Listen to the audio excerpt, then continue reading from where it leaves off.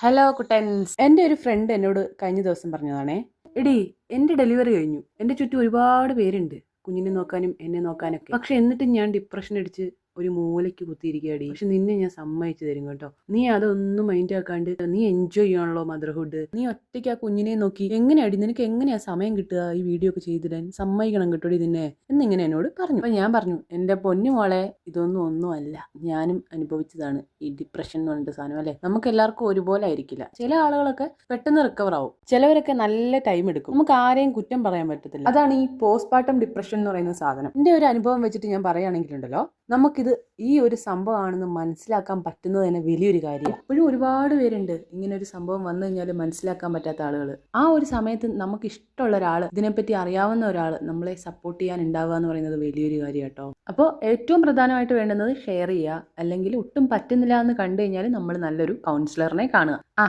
അതെന്തെങ്കിലും ആവട്ടെ. നമുക്ക് ഈ ഡിപ്രഷനൊക്കെ ഒന്ന് മാറ്റിപ്പിടിക്കാനായിട്ട് ഒരു സിമ്പിൾ തേങ്ങ അരച്ച മീൻകറി ഉണ്ടാക്കിയാലോ? അപ്പോൾ മീൻകറി ഉണ്ടാക്കാനായിട്ട് നമുക്ക് മൺചട്ടി എടുക്കാം അല്ലേ. അപ്പോൾ അതിലേക്ക് കുറച്ച് വെള്ളം ഒഴിച്ച് തക്കാളി, മുളക് പൊടി, കുടംപുളി, പച്ചമുളക്, ഇഞ്ചി ഇങ്ങനെയുള്ള സാധനങ്ങളിട്ട് വേവിക്കാൻ ഇങ്ങനെ അടച്ചു വെക്കണം. അതിൻ്റെ പച്ചമണവും പുളിയൊക്കെ ഒന്ന് ഇറങ്ങട്ടെ. ആ സമയം കൊണ്ട് നമുക്ക് തേങ്ങ അരച്ചെടുത്താലോ? അപ്പോൾ കുറച്ച് തേങ്ങ ജാറിലോട്ടിട്ട് കുറച്ച് മഞ്ഞൾപ്പൊടി ഇട്ട് ഇങ്ങനെ അങ്ങോട്ട് അടിച്ചെടുക്കും. ആ സമയം കൊണ്ട് നമ്മുടെ ചട്ടിയിൽ വേവാൻ വെച്ച സാധനങ്ങളൊക്കെ റെഡി ആയി വന്നിട്ടുണ്ട്.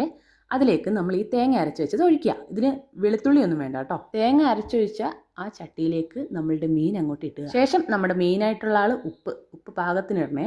എന്നിട്ട് കുറച്ച് കറിവേപ്പിലയും ഒരു ഫ്ലേവറിന് ഇട്ടോ. എന്നിട്ട് അടച്ച് വെക്കുക. അത് റെഡി ആവട്ടെ, ഒന്ന് തിളയ്ക്കട്ടെ.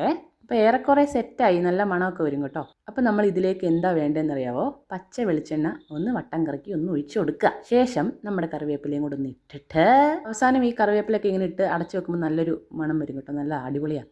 പിന്നെ ഈ കമ്പും കൊള്ളിയൊക്കെ ഇട്ടോ കേട്ടോ. അപ്പോഴത്തേക്ക് നമ്മുടെ മീൻകറി ഇവിടെ റെഡി ആയിട്ടുണ്ട്. അപ്പോൾ നെക്സ്റ്റ് നമുക്ക് എന്തായാലും ഇതിൻ്റെ കൂടെ എന്താ കൂട്ടി കഴിക്കുക എന്നിങ്ങനെ ആലോചിച്ചിരുന്നപ്പോഴാണ് അമ്മ കൊണ്ടുവന്ന് ചക്കയുടെ കാര്യം ഞാൻ ഓർത്തത്. ഒന്നും നോക്കിയില്ല, അത് വെട്ടിപ്പൊളിച്ച് ഞാൻ കുക്കറിലിട്ട് ഒരു അടി അടിച്ചപ്പോൾ ഇങ്ങനെ കിട്ടിയിട്ടുണ്ട്.